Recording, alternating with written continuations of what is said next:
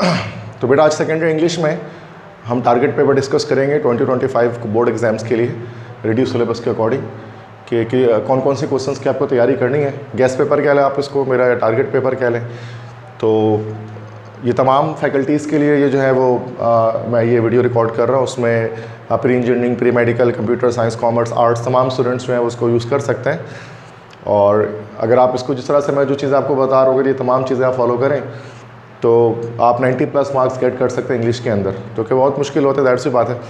लेकिन जाहिर सी बात है स्टूडेंट्स क्या करते हैं कि वो टीचर्स की बातों को फॉलो नहीं करते, इसकी वजह से उनके नंबर 70s और 80s के बीच में आ रहे होते हैं। तो ये इस हवाले से हर साल मैं ये लेक्चर बनाता हूँ। आप जो देख लेते हैं उनके नंबर अच्छे आ जाते हैं, जो नहीं देख पाते हैं तो वो जाहिर सी बात वो नहीं ला पाते। तो चूँकि बहुत सारी चीज़ें हैं छोटे छोटे जो इसको हम गलत कर रहे होते हैं, फिर हम इसकी तैयारी ठीक तरह से नहीं कर पा रहे होते इंग्लिश के अंदर, चूँकि कंपलसरी सब्जेक्ट है। तो अब इसकी कुछ चीज़ें हैं कि किस तरह से कौन कौन से सवालात की तैयारी करनी है, तो वो सब चीज़ें यहाँ पर हम डिस्कस करेंगे, ठीक है। तो स्लाइड आगे बढ़ें। तो पेपर की जो समरी अगर हम बात करते हैं तो आपको पता है कि पेपर हमारा जो है वो 3 आर्ट्स का पेपर होता है, सेकेंडरी इंग्लिश का टोटल 100 मार्क्स का पेपर होता है। और पासिंग मार्क्स जो है वो 33 होते हैं आउट ऑफ 100 के 100 में से 33। लेकिन जाहिर सी बात है अभी हम 33 की बात नहीं कर रहे, हम तो 90+ मार्क्स गेट करने की बात कर रहे हैं। तो पास होने की नीयत से नहीं बता रहा, ठीक है। तो सेक्शन ए, तो 3 सेक्शंस हमारे पास होते हैं, सेक्शन ए, सेक्शन बी और सेक्शन सी। तो सेक्शन ए तो हमारा MCQs होता है, मल्टीपल चॉइस क्वेश्चंस होते हैं, 20 मार्क्स के आता है, 20 MCQs उसके अंदर होते हैं। और तमाम MCQs के आंसर्स आपको देने पड़ते हैं, बिकॉज सारे कंपलसरी होते हैं, इसमें कोई भी ऑप्शनल नहीं है। तो 20 के 20 MCQs का जवाब आपको देना पड़ेगा। तो 20 नंबर आपके यहाँ से आएंगे। MCQs कहाँ से आ सकते हैं? सेकेंड ईयर में MCQs प्रोज, पोइट्री और नॉवल से आता है। मतलब ग्रामेटिकल MCQs फर्स्ट ईयर में आते हैं लेकिन सेकेंड ईयर में नहीं आते। वो जो भी MCQs आते हैं वो सब आपके बुक से ही आते हैं, चैप्टर से, पोइट्री से और नॉवल से, और रिड्यूस सिलेबस के अकॉर्डिंग आएंगे। अब उसमें से चैप्टर्स तो सारे हैं, इस तरह नॉवल भी पूरा ही है, सिर्फ पोइट्री जो है आपके पास 3 है जिसमें से आ सकता है, ठीक है। तो कहाँ से करेंगे इसकी प्रैक्टिस? अब इसके लिए कोई इंपॉर्टेंट मैं आपको 10, 15, 20 MCQs नहीं बता सकता। सिंपल ये है कि do practice from pass papers. जो पास पेपर हैं 10 ईयर्स हैं उनसे प्रैक्टिस कर लें। उसके अलावा टॉप 4 कॉलेजेस के पेपर उठा लें आप, गर्ल्स और बॉयज़ के, तो वहाँ से आप प्रैक्टिस करें। जैसे कि बॉयज़ कॉलेज में टॉप 4 हो गया आदमजी, TJ, दिल्ली, फॉरमैन। इसी तरह से गर्ल्स कॉलेज के अंदर PCHS है, सेंट लॉरेंस खातून पाकिस्तान है, सर सैयद है। इनके पेपर्स को आप सॉल्व कर लें तो आपकी प्रैक्टिस हो जाएगी। तो 8 पेपर ये हो गया, बाकी 10 ईयर्स हो गया। तो अच्छे खासे MCQs आपको इससे प्रैक्टिस हो जाते हैं। तो इन्हीं में से कोई ना कोई MCQs आपका रिपीटिशन हो जाती है, ठीक है।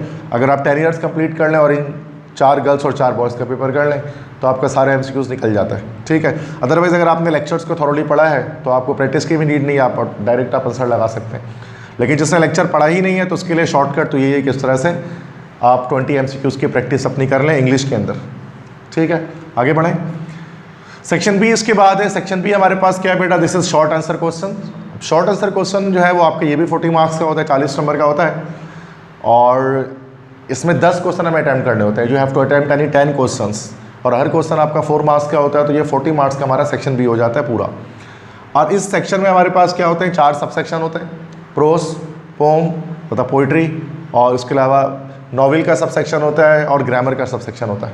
ये 4 सब सेक्शन इसके अंदर आते हैं। तो सब सेक्शन 1 प्रोस होता है, पोइट्री होता है, फिर नॉवल होता है और फिर ग्रामर होता है। और select at least 2 question from each sub section. Her sub section से कम 2 सवाल आप अटैम्प्ट करते हैं मिनिमम 2 अटैम्प्ट करने। अब बहुत सारे बच्चे के सर मिनिमम 2 करेंगे तो 2, 2, 4, 2, 6, 2, 8 हो गए तो 10 कैसे हो रही है? तो बाकी जो 2 बच गए वो आप कहीं से भी कर सकते हैं। लेकिन बाकी 2 से हमारा जरूरी नहीं है कि 2, एक भी कर सकते हैं कहीं से भी। मतलब ये 2 सवाल करने के बाद अब आपके पास फ्री हैंड है कि बाकी जो 8 सवाल होने के बाद 2 सवाल बच गए वो कहीं से भी कर लें। तो हमारी क्या कोशिश रहती है या मैं क्या रिकमेंड करता हूँ कि हम वो 4 सवाल निकालेंगे नॉवल से और बाकी 2 बाकी तमाम सेक्शन से। हमारा 10 जो है वो 10 सवाल हो जाएगा, 40 नंबर हमारे बन जाएंगे, ठीक है। तो हमें सिर्फ यहाँ से 2, यहाँ से 2 और यहाँ से 2 निकालने। फिर नॉवल से हमारे पास 4 क्वेश्चन हमें निकालने होते हैं, क्योंकि यहाँ आराम से ये 4 क्वेश्चन हम यहाँ से निकाल सकते हैं ईजिली। अच्छा, सबके क्या होंगे बेटा? 4-4 क्वेश्चन गिवन होंगे। जैसे कि प्रोस के 4 क्वेश्चन गिवन होंगे, पोइट्री के 4 क्वेश्चन, नॉवल के 4 क्वेश्चन, और ग्रामर के भी क्या होगा कि आपका 4 क्वेश्चन, सॉरी ग्रामर के आपके 3 क्वेश्चन गिवन होंगे। तो 4, 4, 8, 4, 12, 12 और 3, 15, 15 में से 10 सवाल आपको करना होता है। 5 साल चॉइस में होता है आपका सेक्शन बी में, ठीक है। अब कौन कौन से क्वेश्चन करने हैं? अब चूँकि टारगेट पेपर में बना रहा होगी, फाइनल पेपर है, इसके बाद कोई टारगेट पेपर नहीं आएगा मेरे यूट्यूब चैनल के ऊपर। तो इससे पहले भी मैंने रिड्यूस सिलेबस के अंदर भी चीज़ें बताई आपको क्या करना है क्या नहीं करना, बट वो सरसरी तौर पर थी। यहाँ पर मैं बहुत ही एग्जैक्ट होकर चीज़ें बता रहा होता हूँ कि एग्जैक्ट क्वेश्चन कौन से याद करें कौन से नहीं करें, ठीक है। तो आगे बढ़े। तो देखो अब ये सब सेक्शन 1 हमारे प्रोस। अब प्रोस में से मैं आपको चैप्टर्स के क्वेश्चंस में यहाँ पर बता दे रहा हूँ। मैक्सिमम 3 क्वेश्चन, मिनिमम 1 क्वेश्चन मैं किसी चैप्टर का बताता हूँ, उससे ज़्यादा नहीं। जैसे यूनिट 1 है हमारा 20 मिनट्स विद मिसेस ओकेंटअप। अब इसके 3 क्वेश्चन बस आप याद कर लें। ये जो 3 क्वेश्चन आपको बोर्ड पर दिख रहे हैं कि what was the motive of the man behind killing Mrs ओकेंटअप। दूसरा है what happened with the man in Korea in June 1953। तीसरा, do you think that the man was justified in killing Mrs ओकेंटअप। या आप उससे भी लिख सकते हैं आंसर्स को, बट ये 3 क्वेश्चन आप याद कर लें, ये मोस्ट इंपॉर्टेंट है। आप 10 ईयर में देखोगे तो ये क्वेश्चन रिपीट हो रहे होते हैं, ठीक है। इसी तरह से आगे बढ़े। यूनिट 2 जो हमारे रिफ्लेक्शंस, इससे जो 3 क्वेश्चन यहाँ पर मेरे लिए इंपॉर्टेंट है वो ये कि why Bertrand Russell consider it useless to resist industrialisation. Industrialisation के बारे में एक सवाल है। दूसरा, how can Asian nations preserve their independence according to Bertrand Russell, कि बर्ट्रैंड रसल के अकॉर्डिंग एशियन नेशंस अपनी इंडिपेंडेंस को कैसे प्रिजर्व कर सकती हैं। या what advices were given by Bertrand Russell to the developing nations of Asia. तो ये वही वाला सवाल है। थर्ड क्वेश्चन के communism, why communism is the most violent form of western imperialism. Communism के बारे में जो एक सवाल वहाँ मौजूद था तो वो कर लेंगे। 3 सवाल कर लेंगे तो ये आपका ये चैप्टर कंप्लीट हो जाएगा। अब नोट्स में भले आपके 10 सवाल हो 15 हो, उससे कोई फ़र्क नहीं पड़ता है, जो मैं बता रहा हूँ बस आप वो कर लें। यूनिट 3 है डे द टैम्बूर, उसके 3 सवाल कर लें। जेम्स सर्वर का है ना ये। पहला है how did the panic start at High Street, ये सब आपको याद भी होगा। दूसरा है how did Thurber's mother cope up with the situation. और तीसरा, how long did the panic last and how was the order restored. मतलब कि पैनिक कैसे शुरू हुआ हाई स्ट्रीट पर, थर्बर की जो माँ है उसने किस तरह से उसने क्या किया पैनिक का सुनने के बाद। और तीसरी चीज़ के पैनिक कब कितने लंबे अरसे तक ये पैनिक चलता रहा कोलंबस सिटी के अंदर और कैसे ये पैनिक का अख्ताम हुआ। तो ये सवाल आराम से खुद से भी कर सकते हैं, अगर आपने मेरे लेक्चर्स लिए हैं और आपने पढ़ा है तो ईजिली कर सकते हैं। आगे बढ़ें। यूनिट 4 है Pakistan and the modern world by Liaquat Ali Khan. अब इसके 3 क्वेश्चन आपको करने हैं। What is the difference between Hindus and Muslims. दूसरा, why did the Muslims of subcontinent demanded a separate homeland for them. तीसरा, what are the demands our freedom makes on us. पहला मतलब पहला कि हिंदू मुस्लिम में क्या फ़र्क होता है। दूसरा, बरसगीर में मुसलमानों ने अपने लिए अपना अलग वतन का मुतालबा क्यों किया, खुद से भी लिखा जा सकता है। और तीसरा कि हमारी आज़ादी हमसे क्या मुतालबा करती है। तो liberty does not descend upon the people वाली बात थी। समझ लो। यूनिट 5 हमारे act 3 of the silver box, इसके सिर्फ 2 सवाल याद करने हैं आपको। पहला, what were the charges imposed on mister Jones. Mister Jones में क्या चार्जेस लगे। दूसरा, do you think that justice was done in the play the silver box, कि सिल्वर बॉक्स में आपको लगता है कि जस्टिस इंसाफ जो है वो मिस्टर जोन्स के साथ हुआ है कि नहीं हुआ, इसके बारे में समझ में आ रही है बात सबको। 2 सवाल करने। नेक्स्ट आगे चैप्टर है unit number 6 the world as I see it. इसका एक ही सवाल याद कीजिएगा कि what was the attitude of Albert Einstein about war. जंग के बारे में अल्बर्ट आइंस्टाइन का क्या नज़रिया था। बस ये एक सवाल यहाँ से याद करने इस चैप्टर से, ठीक है। बहुत प्रेसाइज करके मैं बता रहा हूँ, बहुत प्रेसाइज हो गए, ठीक है। तो ताकि कोई क्वेश्चन ये ना करे कि सर आपने तो भर भर के सारे सवाल बता दिए, उसमें से तो एक आना है। अगर मैं आपको 100 सवाल बता दूँ ना तो उसमें से टकरा जाए तो फिर मैं बोलूँ मेरे टारगेट पेपर 100% टकराए, तो ये फालतू की बात है। बहुत सारे टारगेट पेपर होते हैं, भर भर के सवाल पूरा आधा कोर्स होता है, फिर कहा जाता है मेरा टारगेट पेपर टकराया। तो वो टारगेट पेपर तो टकरा नहीं है, वो तो आधा कोर्स आया, उसमें तो नहीं आएगा तो और कहाँ से आएगा। लेकिन यहाँ पर मैं बहुत प्रेसाइज आपको बताता हूँ, फिर उसमें से अगर चीज़ें आ जाए ना बच्चे खुश हो जाते हैं कि मिनिमम एफर्ट से मैक्सिमम मार्क्स आ गए।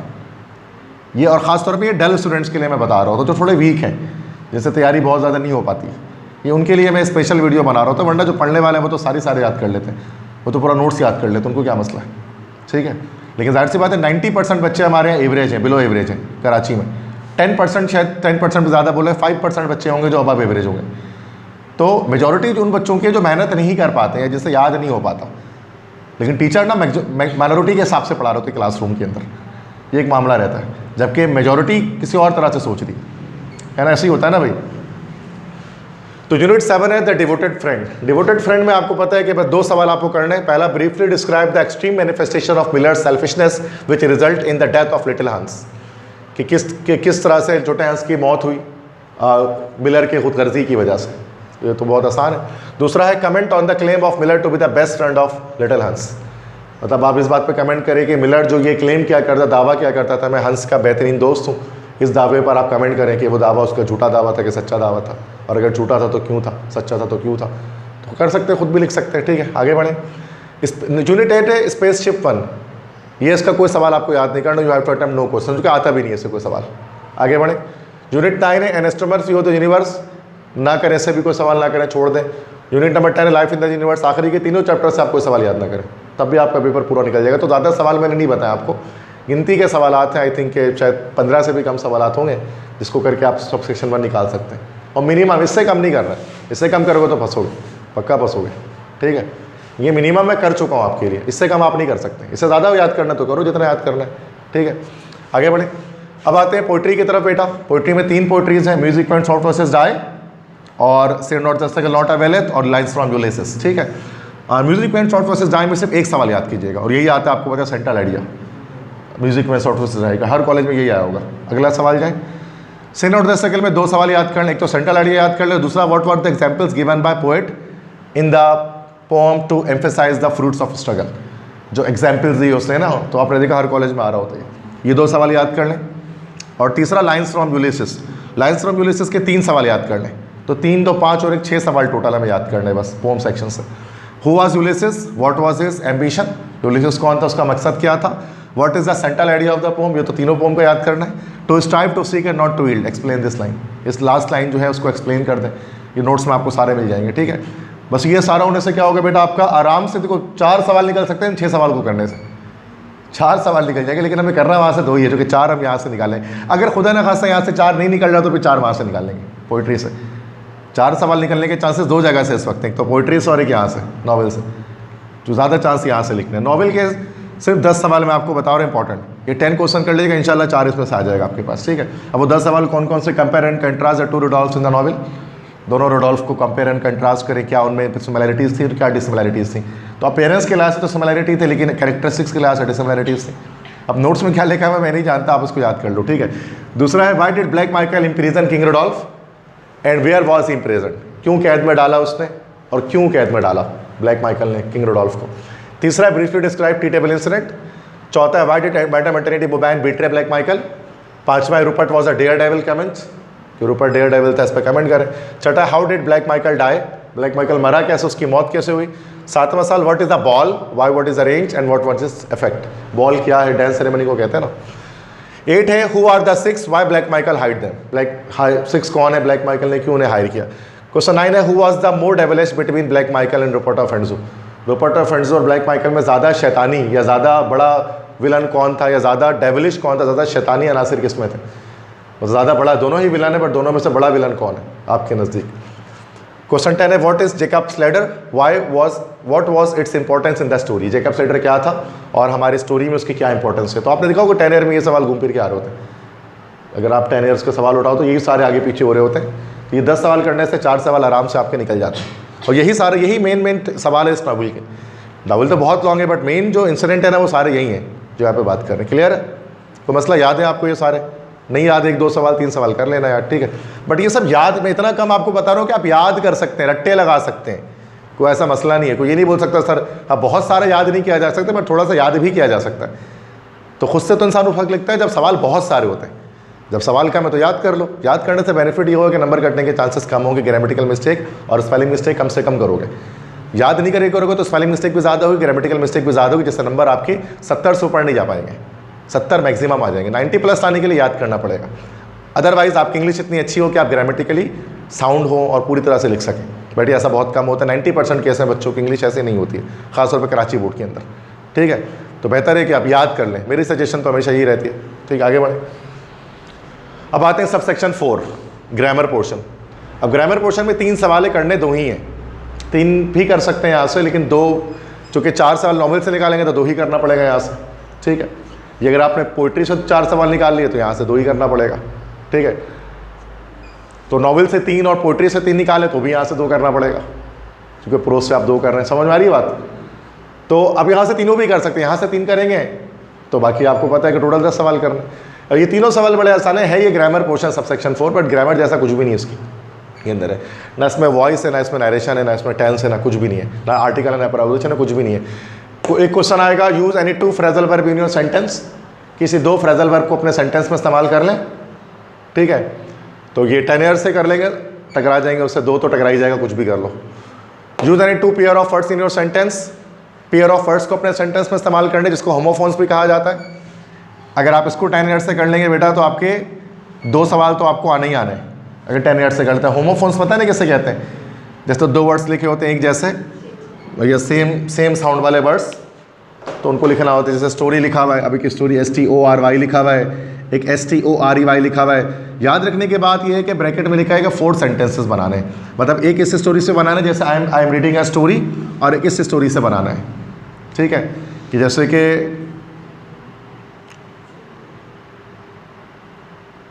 ही lives in a 3 storey building, और यहाँ फ्रेजल वर्ब क्या होता है, जैसे लुक एट, एक फ्रेजल वर्ब आ गया, I am looking at the board. Phrasal verb क्या होता है, एक ऐसा वर्ब जिसके फ़ौरन बाद प्रेपोजिशन लगा हो। तो ऐसे कई सारे फ्रेजल वर्ब होते हैं, 5-6 होंगे, उसमें से 2 करने होंगे। क्लियर है, हो जाएगा काम ये। और लास्ट क्वेश्चन क्या है, word meanings, match the column. Word meanings होंगे जिसमें हमें मैच द कॉलम करना पड़ेगा। तो उसमें ये भी 10 ईयर से आप कर सकते हैं, लेकिन क्या पता ये ना आए, चूँकि इसमें बहुत सारे वर्ड्स हैं। चूँकि ये वर्ड मीनिंग्स आपके प्ले नॉवल से, पोम से और प्रोज से कहीं से भी आ सकता है। तो ये आपका ये चांस है कि क्या पता आप इसको छोड़ दें और बाकी ये 2 सवाल करें, यही चांस ज़्यादातर रहता है। लेकिन कुछ अगर वर्ड मीनिंग बड़े आसान है कि 10 ईयर वाले, तो ये कर लोगे तो बड़ा आसान हो जाता है ये तो, मैच द कॉलम। अगर रिपीट वाले और अगर ये ऐसा सवाल है कि जो आपको ऑलरेडी आता है, तो फिर तो बड़ा आसान है ये सवाल। और अगर कोई वर्ड्स ऐसे लग रहे हैं जिसमें कन्फ्यूज़ हो रहे हैं आप, तो बेहतर इस सवाल को छोड़ें, ठीक है, सही है भाई। लेकिन शुरू के 2 तो आपको करने हैं, कुछ भी कर लें आप, 10 ईयर से रिपीट हो जाते हैं। क्लियर है, आगे बढ़ें। अब आते बेटा सेक्शन सी की तरफ आते हैं।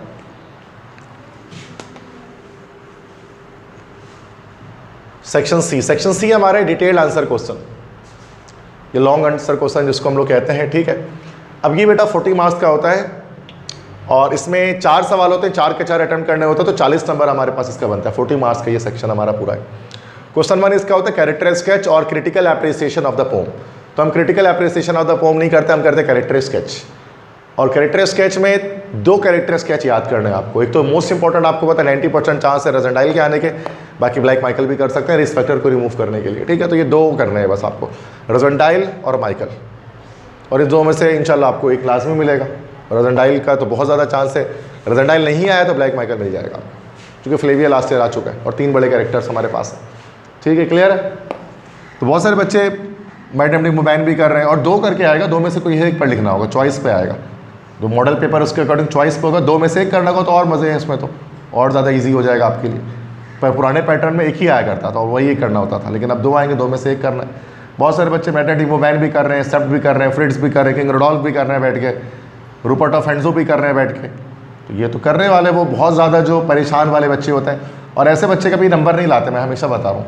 ऐसे बच्चे कंफ्यूज रहते हैं। स्मार्ट वर्क करना होता है, हार्ड वर्क करने वाला बच्चा कभी कामयाब नहीं होगा, लेकिन जो स्मार्ट वर्क करेगा वही कामयाब होगा। तो मैं आपको स्मार्ट वर्क करना सिखाता हूँ। हार्ड वर्क तो गधा भी करता है, कितना कामयाब है वो दुनिया में, ठीक है। तो गधे नहीं बनना है इंसान को, इंसान बनना है, ठीक है। स्मार्ट वर्क करना है, दीवार पे सर मारने से कुछ भी फ़ायदा नहीं है ना। हमारे बच्चे तो ज़ाहिर सी बात दीवार पे सर मार रहे होते हैं, एक ऐसी लायानी चीज़ के पीछे कोशिश करें जिसको पढ़ के फ़ायदा भी नहीं है, तो पेपर में आना भी नहीं है, और पूरा सुबह से रात तक वही याद किए जा रहे हैं, ठीक है। तो जैसे मैं कॉलेज में था, दिल्ली कॉलेज में था मैं अपने, तो उस वक्त एक स्टूडेंट था हमारा, मतलब लाइक क्लासरूम में दिल्ली कॉलेज में, तो वो हर वक्त जब उसको देखो ना, वो स्पेसशिप पन याद करते रहता था बैठ के। सेकेंड ईयर में स्पेसशिप नोट्स लेकर वो स्पेसशिप पन के क्वेश्चन आंसर याद करते रहता था, और जब उसको देखो वो यही करता था। मतलब मैंने जब भी उसको देखा अपने कॉलेज में वो यही करता था, जबकि स्पेसशिप पन का कोई भी सवाल पेपर में नहीं आया था, और पूरा सेशन मैंने पूरा 6 महीने उसको यही याद करते हुए देखा। तो हमारे यहाँ बच्चे दीवार पर टक्कर मार रहे होते हैं, जो आना नहीं है बिला वजह उसके पीछे पड़े हुए, जबकि उसको आना ही नहीं है ना, तो फ़ायदा क्या उसको याद करके। यार वो चीज़ करो जो मेहनत है ना, ज़ाहिर सी बात है, मेहनत उस जगह पर करो जहाँ पर फ़ायदा है हर सब्जेक्ट के अंदर। अब यूनिट क्वेश्चन 2 पे आते हैं, राइट एन ऐसे और एनी वन टॉपिक। किसी एक टॉपिक पर ऐसे लेंगे, 4 टॉपिक्स मैं आपको बता दे रहा हूँ, उन 4 टॉपिक से कर लो, इंशाल्लाह एक कैसे आ जाएगा। बहुत ज़्यादा प्रिसाइज। AI पे कर लो, AI फॉर स्टूडेंट्स जैसे कि। दूसरा ICC चैंपियंस ट्रॉफी 2025, ये लास्ट में करें। तीसरा पैलेस्टीन क्राइसिस, क्योंकि क्राइसिस कल परसों तो दोबारा स्टार्ट हो गया, जो हमारा वो था क्या बोलते हैं सीज़ फायर था, तो उसको तो उन्होंने तोड़ दिया इसराइल ने उसको, तो फाइनली दोबारा से बॉम्बिंग स्टार्ट हुई गजा में। तो अगेन ये इंपॉर्टेंस ले लेगा कुछ दिनों में ये टॉपिक हमारे पास, ठीक है। वैसे लेना नहीं चाहिए, हम तो चाहते हैं ख़त्म हो जाए, बट ये इंपॉर्टेंस के लिहाज से तो आ जाएगा, क्योंकि दैट सी बात है सीज़ फायर ख़त्म हो गई।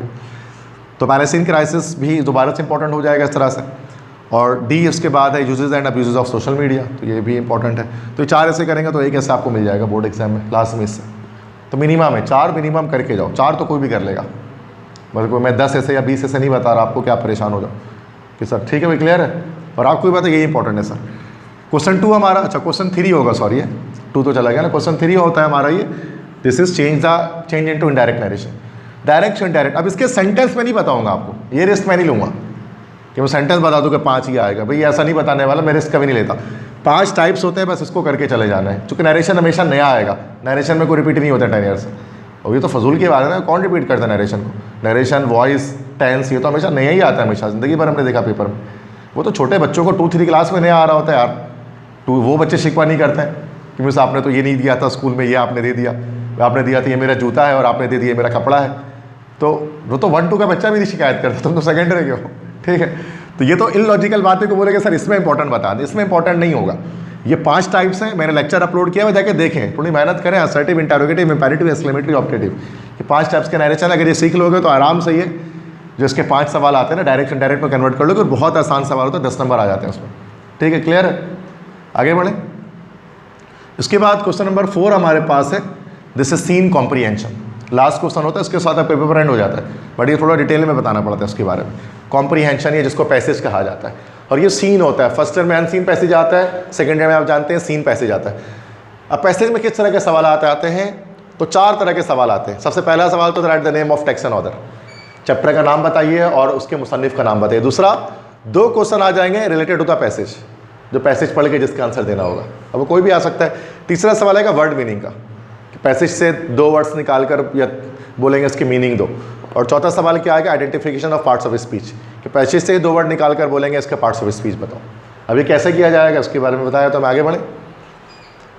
अच्छा, मोस्ट इंपॉर्टेंट चैप्टर्स अगर मैं बताऊँ ना पैसेज के लिहाज से, तो 4 चैप्टर्स हैं जो आपको याद करने हैं पैसेजेस के लिहाज से। उसके पैसेज भी इंपॉर्टेंट मैं आपको बता देता हूँ कौन कौन से। Devoted friend, reflections on the reawakening East, Pakistan at the important world, the world as seen. ये 4 चैप्टर्स है, मोस्ट इंपॉर्टेंट चैप्टर है पैसेज के लिए, ठीक है, कॉम्प्रीहेंशन के लिए। सबके ऑथर का नाम मैंने साइड में लिख दिया इसके साथ, ताकि आपको यहीं पे दिख जाए। डिवोटेड फ्रेंड के ऑस्कर वाइल्ड ने रिफ्लेक्शंस के हैं, Bertrand Russell, Pakistan at the modern world के लियाकत अली खान है, द वर्ल्ड एज सीड के जो है अल्बर्ट आइंस्टाइन है, ठीक है। ये याद करें, name of text and author.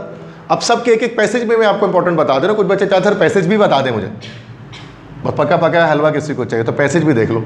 अब जो पैसेज है डिवोटेड फ्रेंड का, ये तो मॉडल पेपर में भी आया हुआ, you are certainly very thoughtful about others, ये वाला। ये जो पैसेज है ये डिवोटेड फ्रेंड का मोस्ट इंपॉर्टेंट पैसेज है, इसको याद कर लें। वर्ड मीनिंग्स मैंने नीचे यहाँ पर लिख दिए हैं, सारे वर्ड की मीनिंग नीचे मैंने यहाँ पर लिख दिया। इसका PDF भी मैं आपको भेज दूंगा, वैसा मसला नहीं है। और जो फिजिकल क्लासरूम के स्टूडेंट है, जाहिर सी बात, उनको तो डायरेक्टली भेज दूंगा। बाकी यूट्यूब से आ रहे हैं तो वो मुझे मैसेज करेंगे, व्हाट्सएप नंबर जो मेरा है 0300 215 2272, तो ये एंड में शो भी हो जाएगा स्क्रीन पर, बल्कि नीचे भी डिस्क्रिप्शन पे शो हो रहा होगा और वीडियो पे भी नीचे शो हो रहा होता है, तो वहाँ से आप देख सकते हैं, ठीक है। तो वर्ड्स मीनिंग है, तो वर्ड्स मीनिंग में देखो, वर्ड मीनिंग भी मैंने लिख दिए हैं और साथ में उनके मैंने पार्ट्स ऑफ स्पीच भी लिख दिए कि एडवर्ब कौन सा, एडजेक्टिव कौन सा, नाउन कौन सा है, वो सारे मैंने पैसेज से वर्ड निकाल के लिख दिया। तो सर्टेनली, थॉटफुल, ताकि टेंशन ही खत्म हो जाए, पका पका हलवा बच्चों को मिल जाए, ठीक है। तो ये पैसेज है, इसके वर्ड मीनिंग और वो बाकी 2 सवाल जो होंगे वो किसके होंगे, पैसेज से होंगे, वो तो खुद से लिख सकते हो। क्लियर? आगे बढ़े। द वर्ल्ड एज सीड का ये वॉर वाला पैसेज याद कर लेगा, war seems to me a mean contemptible thing, ये बुक का ही आपका पैसेज है, ठीक है। ये वाला पैसेज याद कर ले, वॉर वाला। और इसके फिर वर्ड्स हो गए, पार्ट्स ऑफ स्पीच हो गए, मीनिंग्स हो गए, तो सारे वर्ड मीनिंग यहाँ पर मैंने लिख दिया। मीन, कॉन्टेम्प्टेबल, हैक्ड, अबॉमिनेबल, सारे वर्ड्स के ये मीनिंग मैंने लिख दिए यहाँ पर, ठीक है। तो ये कर लेना, आपको तैयारी बिल्कुल ठीक तरह से इसकी, कोई मसला यहाँ तक। आगे बढ़े। जो Pakistan at the modern world का, सॉरी, रिफ्लेक्शंस का ये वाला, there is only one imperialism, वो कम्युनिज्म वाला जो पैसेज है, पूरा कम्युनिज्म वाला पैसेज है ना जो द रिफ्लेक्शंस में, वो वाला है। ये वाले पैसेज की तैयारी कर लेनी है। इसके लिए क्या याद करना है, इसके वर्ड, पार्ट्स ऑफ स्पीच और मीनिंग्स। इस पैसेज के कम्युनिज्म, चूँकि मुश्किल वर्ड्स है ना कम्युनिज्म वाले पैसेज में, तो इसकी वर्ड मीनिंग्स वगैरह यहाँ पर सारे आ गए, ठीक है। क्लियर है? दिख रहा है सबको? स्क्रीनशॉट भी ले सकते हैं वीडियो से, ताकि आपको याद रखने में आसानी हो, लिखने के में आसानी हो, ठीक है। आगे बढ़े। लास्ट इसके बाद जो उसका है Pakistan at the modern world का, वो वाला है, liberty does not descend upon the people, it is a fruit that must be earn before it can be enjoyed. ये वाला लिबर्टी के बारे में, आज़ादी के बारे में जो बता रहे थे कि आज़ादी लोगों पर नाजिल नहीं की जाती, एक ऐसा फल है कि अगर आप उसका मज़ा लेना तो आपको कमाना पड़ेगा। ये वाला पैसेज बहुत इंपॉर्टेंट है, तो ये पैसेज है, इसको एक बार पढ़ लेना आपको। इसके सारे पार्ट्स ऑफ स्पीच और वर्ड मीनिंग मैंने यहाँ नीचे लिख दिया, जो इंपॉर्टेंट वर्ड्स और मीनिंग्स हैं, और parts of speech, noun, verb, जो भी चीज़ें हैं वो लिख दिया। क्लियर है बेटा यहाँ तक? ठीक है। अब देखो, ये चीज़ें तो मैंने बता दी है, पूरे 100 नंबर का पेपर आपका हो गया। एक्यूरेटली मैंने आपको बता दिया क्या क्या तैयारी करनी है, कैसे कैसे करनी है। अब आ जाए कुछ और चीज़ें कि how to get 90+ marks in English. English में 90+ मार्क्स क्यों लाते हैं, जो कॉमन मिस्टेक्स हैं। तो ये how to get 90+ marks in English, तो उसके लिए क्या है बेटा, प्रेजेंटेशन ऑफ पेपर मैटर करता है। पहली बात तो ये गंदगी नहीं होनी चाहिए, सफाई होनी चाहिए पेपर में। इतना साफ पेपर होगा उतने अच्छे नंबर आएंगे, उतने बेहतरीन नंबर आ सकते हैं। गंदगी मचाओगे तो नंबर घटेंगे खास तौर पे, ठीक है। किसी भी पेपर में गंदगी नहीं मचानी चाहिए। तो प्रेजेंटेशन पेपर की मैटर करती है, ठीक है। Avoid grammatical and spelling error, grammatical error बिल्कुल ना करें, क्योंकि खुद से जब आप लिख रहे होते हो तो ग्रामेटिकल एरर कर रहे होते हैं, वर्ब की फॉर्म्स आप गलत लिख रहे होते हैं, ठीक है। स्पेलिंग मिस्टेक्स आप कर रहे होते हैं। तो इसका हल क्या है बेटा, इसका हल यही है कि आप याद करके लिखें, तो ना स्पेलिंग एरर होगी ना ग्रामेटिकल एरर होगी। और कच्चा पक्का याद नहीं करेंगे, लेकर पक्का याद करके जाए कि बीच में आपको ग्रामेटिकली गलत नहीं लिखना पड़े, बिल्कुल एग्जैक्ट जैसे नोट्स में लिखा वैसे लिख दें। तो ये चीज़ है कि ग्रामेटिकल और स्पेलिंग एरर नहीं करें। Avoid using too much remover, remover इस्तेमाल नहीं करें बहुत ज़्यादा। रिमूवर इस्तेमाल करते हैं ऐसी बात आपको पता मिटना शुरू हो जाता है हर तरफ से, तो फिर वो चीज़ें गैप, ब्लैंक्स या गैप आना शुरू हो जाता है। तो रिमूवर इस्तेमाल ना करें। Don't cross a lot of words in your answer, अगर आप क्रॉस कर रहे हैं तो बहुत ज़्यादा जो है ना वो स्क्रिबलिंग ना करें कॉपी में कि आप बहुत ज़्यादा जो है वो कट कर रहे हैं चीज़ों को, वर्ड्स को। गंदगी होती है इसकी वजह से भी। कट मार्क्स बहुत सारे नहीं होने चाहिए आपके कि हर एक लाइन के बाद कट लगा, हर एक लाइन के बाद कट लगा हुआ है, तो गंदगी होती है, प्रेजेंटेशन ख़राब होती है। और write quotations to beautify your answer, और क्वेश्चन के एंड में, हर सवाल के एंड में कोशिश करें कि कोटेशन लिखें। कोटेशन लिखें, पता नहीं नोट्स में मैंने दिया है मुझे नहीं पता है, लेकिन इसका PDF जो है कोटेशन का वो मैं आपको सेंड कर दूंगा। तमाम चैप्टर का एक एक कोटेशन याद कर लिया बस, एक द वर्ल्ड द सीट का, एक स्टे नॉट द स्ट्रगल का, एक यूलिसिस का, एक म्यूजिक में शॉर्ट वर्सेस डाई का, एक एक कोटेशन को लिख दिया। कैसे लिखना है उसका तरीका भी मैं आपको बताता हूँ। कोटेशन लिखना ज़रूरी नहीं है, ये ब्यूटीफाई करता है आपके आंसर को, इससे खूबसूरती बढ़ती है, इससे एक चार्म क्रिएट होता है, इससे पता लगता है बच्चा वाकई में पढ़ने वाला है और एक डिवोटेड और एक सीनियर स्टूडेंट है। और सिंसियर और डिवोटेड स्टूडेंट का नंबर कोई नहीं काटता, हर कोई नंबर दे रहा होता है उनको। इंसान की फितरत है कि वो इंसान कॉपी देखकर जज कर लेता है कि सामने वाला बच्चा कितना मेहनती और वो कितने दिल से पेपर को सॉल्व कर रहा है। वो आपकी नीयत और आपका दिल ही देखता है चेकर कि वो बेदिली से पेपर कर रहा है कि दिल से कर रहा है। अगर आपने दिल से पेपर किया होगा तो नंबर भी ठीक ठाक देते हैं वो, लेकिन जाहिर सी बात अगर आप बेदिली से करोगे बिल्कुल ही लाउबाली होकर तो नंबर आपको नहीं मिलेंगे। जो काम चलाने वाला बस काम जो करते हैं बच्चे, कोई नंबर नहीं मिलता, फिर बच्चे बोलते हैं मेरी B ग्रेड आया, C ग्रेड आया, किया मैंने सारा था। तो यही वजह है, ठीक है। आगे बढ़ें। देखो बेटा ये प्रेजेंटेशन का तरीका है, बोर्ड पर आपको यहाँ पर दिख रहा है कि किस तरह से चीज़ें करनी है। तो सेक्शन B जैसे स्टार्ट करना है, सेक्शन A तो आपका OMR शीट पे होगा। अब सेक्शन B जैसे आपको स्टार्ट करना है, मार्जिन तो आपके दोनों तरफ डली होती हैं ऑलरेडी बोर्ड एक कॉपीज़ के अंदर। तो सेक्शन B डाला, short answer question, sub section 1, इसके बाद जो भी pros section, intermediate English book 1 जो लिखा होता है ये प्रोज सेक्शन में ये लिखकर, उसके बाद क्वेश्चन 2 का पार्ट 1, देन इसके। तो यहाँ तक देखो ये आपने सेक्शन B का सब सेक्शन 1 स्टार्ट किया, तो आधा पेज तक आपका चला गया इसमें, या आधा पेज नहीं तो थोड़ा कम। तो इस तरह से करना है कि इस तरह प्रोमिनेंट लगे। इसके बाद जब क्वेश्चन 2 का पार्ट 1 जैसे करना है ना, तो ये भी अब ये है कि कंपलसरी नहीं है, लेकिन करें तो अच्छा है कि चैप्टर का नाम आपने बता दिया कि चैप्टर है, जैसे पाकिस्तान जिंदाबाद, ऑथर का नाम है सर जॉन वॉल्टन, जैसे आपका हो गया चैप्टर है 20 मिनट विथ मिस्टर कंटअप, और ऑथर का नाम हो गया फ्रैंक आर्थर। इस तरह से लिखा जाए, इसके नंबर नहीं होते हैं कोई, लेकिन ये खूबसूरती आती है। इसके बाद आपने पूरा आंसर को इस तरह से लिखा, जो भी आंसर है वो लिखा। राइटिंग क्लियर होनी चाहिए, खूबसूरत होने की जरूरत नहीं, राइटिंग क्लियर हो, ऐसी कि वो राइटिंग आपकी समझ में आए, क्लियरिटी हो उसके अंदर, वो दिखे, वो समझ में आ जाए चेक करके आप क्या लिखना चाहते हैं। कोई डेट है, कोई शहर का नाम है, उसको आपने ब्लैक पॉइंटर से लिख दिया, प्रोमिनेंट कर दिया, वो भी खूबसूरती आती है इसकी वजह से पेपर के अंदर। तो इस तरह से आपने क्या आगे बढ़े।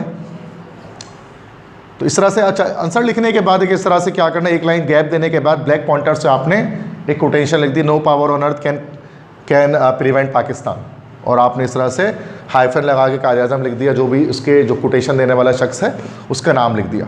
ये इससे क्या होता है कि ये पूरा स्टार्ट से एंड तक आपका एक क्वेश्चन यहाँ पर कंप्लीट हुआ, जिसमें आपने एक्स्ट्रा काम ये किया, एक्स्ट्रा काम ये किया। ऐसा करने से नंबर बढ़ने के चांसेस हो जाते हैं आपके, ठीक है। आगे बढ़ें। इस तरह क्वेश्चन 2 का पार्ट 2 है गया, जैसे चैप्टर का नाम है बाय बैंक अकाउंट, ऑथर है स्टीफन लीकॉक, फिर ये आपने इस तरह आंसर लिखा पूरा। इसके बाद जैसे अब कोई कोटेशन, ऐसी कोटेशन मैंने मेरे खुद की बनाई हुई है कि fair is the acronym of fake emotions appearing real. अब ये मेरी खुद की बनाई हुई, तो मैंने यहाँ पर आगे एनोनिमस लिख देना है नाम में, एनोनिमस, क्योंकि अपना नाम तो लिखेंगे नहीं, हम एनोनिमस लिख दिया भाई। या कोई कोटेशन आप खुद से बना लो साथ साथ बैठे बैठे, कौन चेक करता है जाकर गूगल करता है कि किसका कोटेशन है, तो खुद से भी डाल दो अगर कोई कोटेशन नहीं याद आ रहा। तो खूबसूरती बढ़ती है इसकी वजह से, अगर आपको लगता है कि यार मैं कोटेशन खुद बना सकता हूँ, कोई ऐसा कोई मशहूर जुमला लिख सकता हूँ इस तरह से। अच्छा नेक्स्ट में जाए। इस तरह सब सेक्शन 2 स्टार्ट किया, selection from English words, question 2 का पार्ट 5। इस तरह से हमने इस तरह लूसी ग्रे, पोइट का नाम है विलियम, द पोम का नाम है लूसी ग्रे, पोइट का नाम है विलियम वर्ड्सवर्थ, ये पूरा आंसर आगे बढ़े। इस तरह से फिर जो है इसको लिखने के बाद भी I think of it is a joy forever bye John Keats, या आपने कोटेशन लिख दिया। और देखो जब भी एक क्वेश्चन को एंड करें ना, आगे बढ़े, अच्छा पीछे जाएं। जब भी क्वेश्चन को एंड करें ना, उसके बाद हर क्वेश्चन को एंड करने के बाद देखो मैंने क्या किया, अगर आप ऑब्जर्व करो तो मैंने एक ब्लू कलर से अंडरलाइन की हुई है और उसके नीचे एक छोटी अंडरलाइन डाली हुई है। ये एक क्वेश्चन ब्रेक आता है या क्वेश्चन गैप आता है, हर एक सवाल करने के बाद आप ये गैप लाजमी लगाएं। इससे क्या होता है, प्रोमिनेंट हो जाता है कि ये क्वेश्चन यहाँ पर एंड हो गया, अरे I am going to start a new question. वरना अक्सर क्या होता है कि चेकर दो क्वेश्चन को चेक कर देते हैं एक समझते हुए, चूँकि हम लोग साइड में थोड़ा सा छोटे में क्वेश्चन नंबर हल्का सा, बहुत सारे बच्चे जो बिल्कुल ही वाहियात काम करता है वो क्या करते हैं, क्वेश्चन नंबर 2 लिख दिया ऐसे, और यहाँ छोटा सा क्वेश्चन नंबर 3 लिख दिया, और छोटा सा यहाँ पे इस तरह से थोड़ा सा 4 लिख दिया साइड में, दिख ही नहीं रहा कि यहाँ नया सवाल शुरू हो रहा है। ये सबसे बेकार तरीका है सवाल को करने का। बेहतर है आप बीच में लिखा प्रोमिनेंट करें, ताकि ऐसा नहीं कि 2-3 सवाल वो ऐसे ही रह जाए आपके चेक होने से, जल्दबाजी के चक्कर में। ऐसे लगा देने से क्या होता है, अब अंधा भी है ना, उसको पता लग जाएगा कि यहाँ पर इसने आंसर ख़त्म कर लिया, मतलब उसकी आईसाइट कितनी भी वीक होगी, पता लग जाएगा आंसर एंड हो रहा है यहाँ पर। तो उसको आसानी करनी है आपको चेकर के लिए, मुश्किल नहीं बनानी ज़िंदगी उसकी। उसके लिए आसानी करेंगे वो आपके लिए आसानी करेंगे, सिंपल सी बात है। आगे बढ़ें। इसी तरह से अब होमोफोन्स का क्वेश्चन किस तरह से अटैम्प्ट करना है, इस तरह से जैसे होमोफोन देखो मैंने कैसे अटैम्प्ट किया है कि यहाँ पर मैंने जो है वो बना दिया 2 गैप्स। अब बेल और बेल, एक इस बेल का लिख दिया BAIL बेल, वो जो ज़मानत वाला होता है, he was release on bail, और ये BALE बेल गठरी वाला कि Aslam sold 100 bales of cotton, ठीक है। इसी तरह से उसके बाद मैंने यहाँ पर उसको ख़त्म कर दिया। अब नया स्टोरी 2 तरह से, he is reading a horror story and she lives in a 3 storey house. तो इस तरह से आपने कर लेना है। देखो 4 जुमले बन गए, 1 2 3 4, 2 होमोफोन ऐसे कर ले। देखो प्रेजेंटेशन होती है ना एक सवाल का, हमें पता होना चाहिए, ये कॉमन सेंस आप में भी होना चाहिए कि मैं कैसे कर सकता हूँ या मैं खूबसूरत कैसे बना सकता हूँ अपने आंसर को। लिखने में सिर्फ नहीं होता कि लाइन से लिख दिया, लिखने का तरीका भी इंपॉर्टेंस रखता है, कैसे लिखा जा रहा है। इस तरह कॉलम वाले सवाल, कॉलम A कॉलम B अगर आप कर रहे हैं, इस तरह से आपने कॉलम बना के उसको निशान नहीं लगाना है। जैसे स्क्वायर हेड, लिवली, ये जो वर्ड्स है ना, इसके आगे डायरेक्ट इसकी मीनिंग लिख दी कि इसकी मीनिंग ये है, इसकी मीनिंग ये है, इसकी मीनिंग ये, तो उसको टेंशन ही नहीं कि इधर उधर आप तीर एरो बना रहे, इधर लगा रहे उधर लगा रहे, ये सब नहीं करते, डायरेक्ट बना देते। तो मैच द कॉलम का मतलब ऐसे करना होता है, मैच द कॉलम, एरो नहीं बनाना होता कि हम पूरा कॉलम बना के एरो लगा रहे हैं उसके साथ। सही है, आगे बढ़े। तो ये मैच द कॉलम में पूरा देखिए 1 2 3 4 5 वर्ड से किस तरह से मैंने किए हैं सारे। आगे बढ़े। ऐसे लिखना है क्वेश्चन नंबर 4, जैसे ऐसे आ गया, एनर्जी क्राइसिस, हेडिंग डाल दी ऐसे की बड़ी, पूरा ऐसे लिखा। ऐसे के एंड में भी कोशिश करें कोटेशन डाल दें, कोई भी कोटेशन डाल दें। ऐसे के एंड में कोई भी ऐसे आ रहा है, जैसे एनर्जी क्राइसिस पे आ गया, आपको किसी पे आ गया कोटेशन डाल दें उसके अंदर, ठीक है। बस ये सारी चीज़ें थी। अब इसमें क्या है कि ये तो कंप्लीट हो गया। अब जितने स्टूडेंट्स हैं जो यूट्यूब पर मुझे देख रहे हैं, अगर उनमें से किसी को सॉल्व टारगेट पेपर चाहिए, तो अगर इसका पूरा कंप्लीट PDF चाहिए तो मेरा व्हाट्सअप नंबर स्क्रीन पर दिख रहा है, इस पर मुझे मैसेज कर सकते हैं, तो मैं भेज दूंगा, ठीक है। तो ये चीज़ है। तो बाकी इंशाल्लाह अगर आप इसको पूरी तरह से करेंगे ना, तो आपके नंबर अच्छे आ जाएंगे। और इससे ज़्यादा बेहतर तरह से मैं इसको नहीं समझा सकता, और कोई भी सब्जेक्ट कोई भी टीचर ऐसे नहीं बता रहे होते जैसे मैं बता रहा होता आपको, ठीक है। A to Z बिल्कुल स्टार्ट से लेकर एंड तक सारी चीज़ें, ठीक है। क्योंकि मेरा सब्जेक्ट है, अब मेरी जिम्मेदारी है कि मैं आपको बताऊँ तमाम चीज़ों को, ये मेरे ऊपर लाजिम है ना भाई, तो मुझे तो बताना पड़ेगा, सिंपल सी बात है, इसलिए मैं बताता हूँ। वरना सेम जो इंग्लिश में मैंने काम किया, वह सारे लेक्चर्स डाले हुए हैं, टारगेट पेपर्स अपलोड करता हूँ, ताकि स्टूडेंट के नंबर अच्छे आएँ, जितने अच्छे हो सके आ जाए। कोई भी बच्चा फेल ना हो इंग्लिश के सब्जेक्ट में, किसी के नंबर ख़राब ना हो, बल्कि 90+ भी ला सकें स्टूडेंट्स, मिनिमम एफर्ट से मैक्सिमम मार्क्स ला सकें, ठीक है। बस ये एक मेरा एम्बिशन है, इसके तहत मैं काम कर रहा हूँ, ठीक है। Okay, that's it.